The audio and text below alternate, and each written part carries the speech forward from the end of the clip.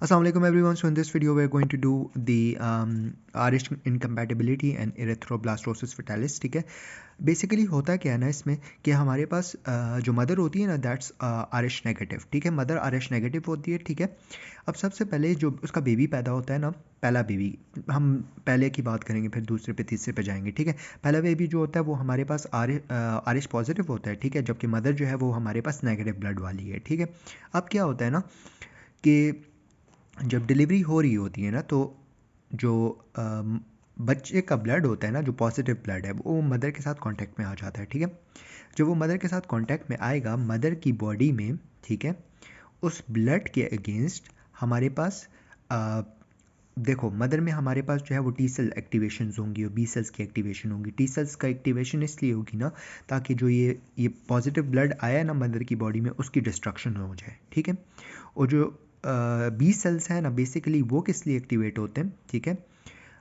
Basically हमारी memory बनाने के लिए. ठीक है, मेमोरी जब बनती है ना, ठीक है, अब वो जो मेमोरी होती है ना बेसिकली वो किस लिए होती है.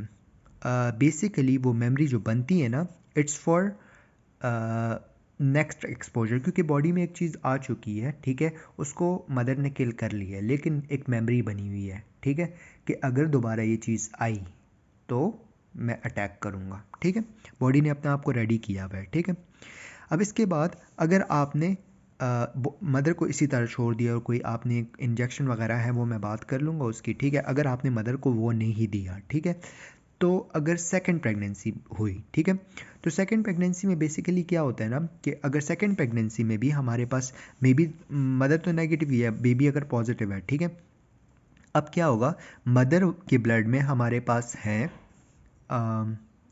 पॉजिटिव ब्लड के अगेंस्ट एंटीबॉडीज़. ठीक है, अब वो पॉजिटिव ब्लड के अगेंस्ट जो एंटीबॉडीज़ मदर के अंदर हैं वो बच्चे के ब्लड में चली जाएंगी. ठीक है, और जब बच्चे के ब्लड में चली जाएंगी, ठीक है, वो पॉजिटिव ब्लड के अगेंस्ट एंटीबॉडीज़, तो बच्चा जो है उसकी लाइक हिमोलिसिस वगैरह स्टार्ट हो जाएगी. ठीक है, ऑब्वियसली एंटीबॉडीज़ हैं वो एंटीजन के साथ कंबाइन होंगी, ब्रेक डाउन शुरू हो जाएगी.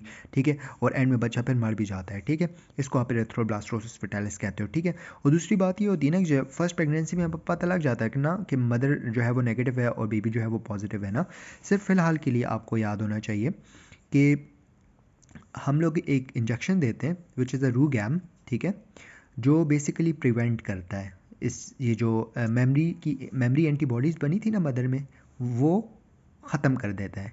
जब वो ख़त्म हो जाती हैं, ठीक है, तो अगर नेक्स्ट टाइम भी हमारे पास पॉजिटिव बच्चा पैदा होगा तो मदर जो है मदर का ब्लड उसके अगेंस्ट जो है वो डिस्ट्रक्शन नहीं करेगा. ठीक है, तो हर फिर डिलीवरी के बाद आपने वो देना पड़ता है, ये रूगैम देना पड़ता है. ठीक है, दैट्स इट. थैंक यू, जज़ाकल्लाह खैर.